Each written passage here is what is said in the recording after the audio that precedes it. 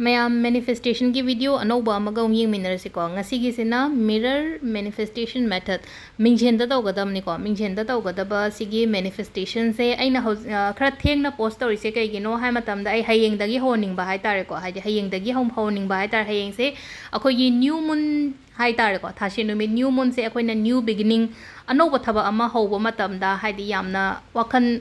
pura fresh oiraga haudoinina aduduna hayeng ayuktagi haunabagi damakta aina ngasi share torokpani ko ado hayeng nang haudrena khalase hangchitagi dum haubiba kaisu kaide ko ngasi yengba ngaidi hayeng gi khallaga haitare ko hayeng ayuktagi haurase ba sigi thabakse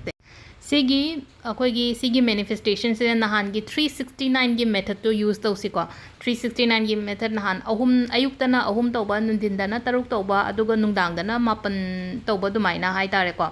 ado sida akoina tawgadoriba mong se kamaina no hai kan se to ko hadi mirror da yengaga tawbigadam ni ko ado khwai aham bada kamain tawgada ayu heta hojigeta khudakta tawgadaba ni ko hayeng dagi hobiyo ko hayeng se akoina ayuk se iruja maithajaba loiraga hadi ai se ready oiba tanja ama leina ko ai thabak chattoine natraga ai kenom tawdoine ayukta iruja thuoga hadi samna phajana hatu khotoga hadi akoina lotion bado ayuki akoina kenom chatlamdai oiro natraga ayuki firon setpa khotpa ama loi loira matungda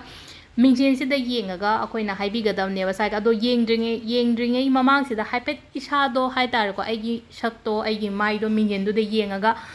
katang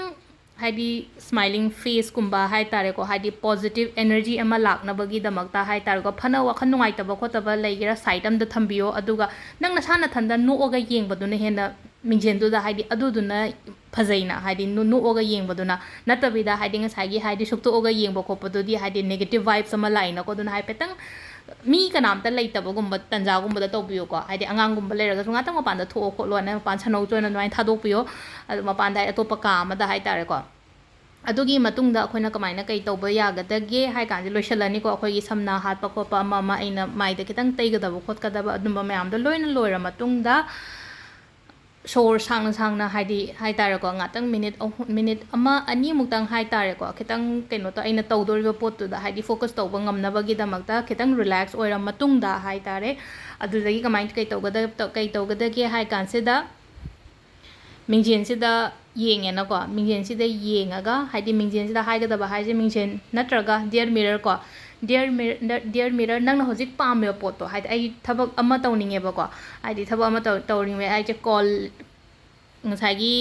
organization natraga office to dagi ai se call expect tawraga leibane ai se ngairaga leine ba adugi thabak to adu sida haibi ai dear mirror I am working with this dash company ko dash company dash organization ko I am working with this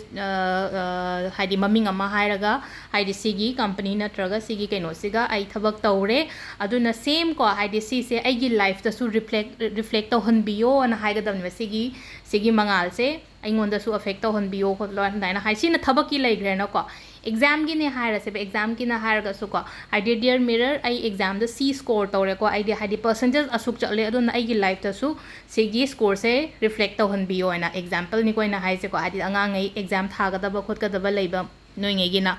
aduga atopa atay leino ko haidi relationship ki matang da haraga su ko haidi dear mirror ibaini relationship se phajana leire yamna healthy oiba relationship natraga ibaini yum kai pale khole aduga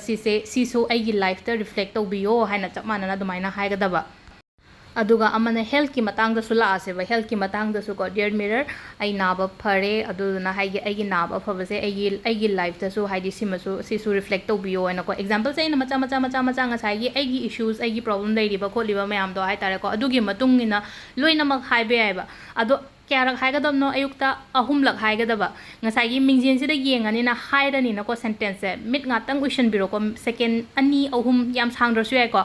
amuk pangthoni na mirror sida yengaga haidi nangonda positive kaino amaga haitare ko haidi maithong amaga aduda loinaraga haidi aduda amuko so haina second amu haina ko second amu hairaga mid amu shalani ba adagi amuk ahum suba amuk hairani na ko ahum suba hairaga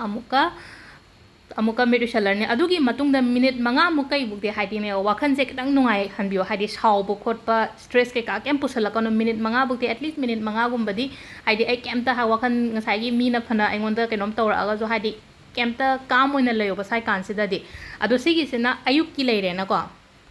ꯑꯗꯣ ꯁꯤꯗ ꯊꯕꯛ ꯆꯠꯊꯣꯛꯑꯦ ꯍꯥꯏꯔꯛꯄ ꯀꯥꯡꯕꯨ ꯌꯥꯎꯔꯛꯀꯅꯤꯀꯣ ꯁꯤꯗ ꯑꯩ ꯊꯕꯛ ꯆꯠꯂꯦ ꯀꯃꯥꯏꯅ ꯇꯧꯅꯤ ꯃꯄꯥꯟꯗꯗꯤꯅ ꯍꯥꯏꯕꯒꯤ pocket mirror ꯍꯥꯏꯇꯥꯔꯦꯀꯣ pocket mirror ꯅꯠꯇ꯭ꯔꯒ ꯅꯪꯒꯤ ꯕꯦꯛꯇꯨꯗ ꯃꯤꯔꯔꯒꯨꯝꯕ ꯌꯥꯎꯕ ꯂꯩꯅꯀꯣ ꯍꯥꯏꯗꯤ pocket mirrorꯒꯨꯝꯕꯗ ꯇꯧꯕꯤꯕ ꯌꯥꯏ ꯍꯥꯏꯗꯤ ꯑꯩꯅ ꯉꯥꯛꯇꯪ ꯍꯥꯏꯗꯤ ꯑꯩꯒꯤ ꯁꯥꯏꯠ ꯑꯃꯗ ꯐꯝꯃꯒ ꯑꯩꯒꯤ ꯋꯔꯛ ꯄ꯭ꯂꯦꯁꯀꯨꯝꯕ ꯍꯥꯏꯗꯤ ꯗꯦꯛꯁꯀꯨꯝꯕ ꯂꯩꯔꯒꯗꯤ ꯑꯗꯨꯗ ꯇꯧꯕꯤꯕ ꯌꯥꯏ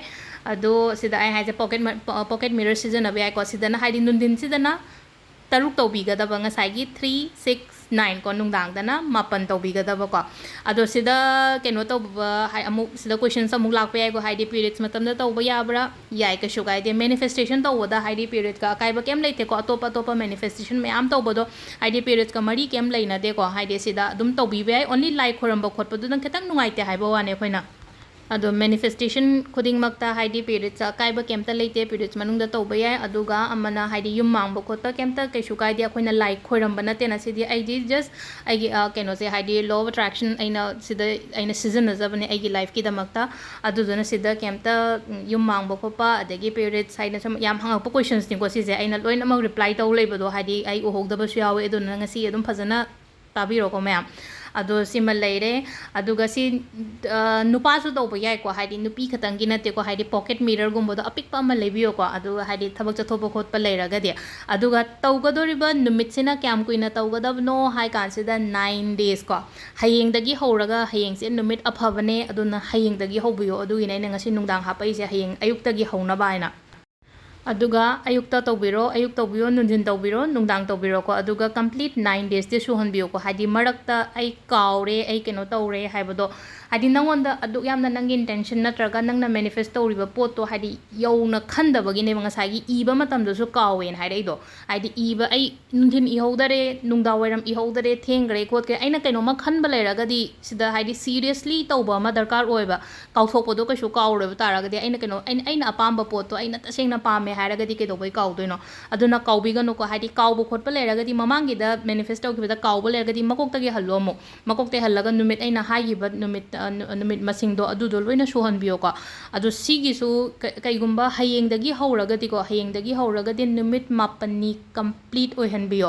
नुमित मापनी कंप्लीट ओइहनबियो मरक्ता कैगुम्बा हमदा थादतबिगनो हयेंगदगी थाजबा अमगा लोइना हाइतारेको हयेंगसे आइना न्यू मून न्यू बिगिनिंग हाइदि नंगना पामियो पोतुसु हाइदि 9 days से यौद्रगसु मरक्सिदा कना खंगनि हाइदि फलाउना यारगदि अदुनिगा सिदा लेरेको ngasi वीडियो थैंक यू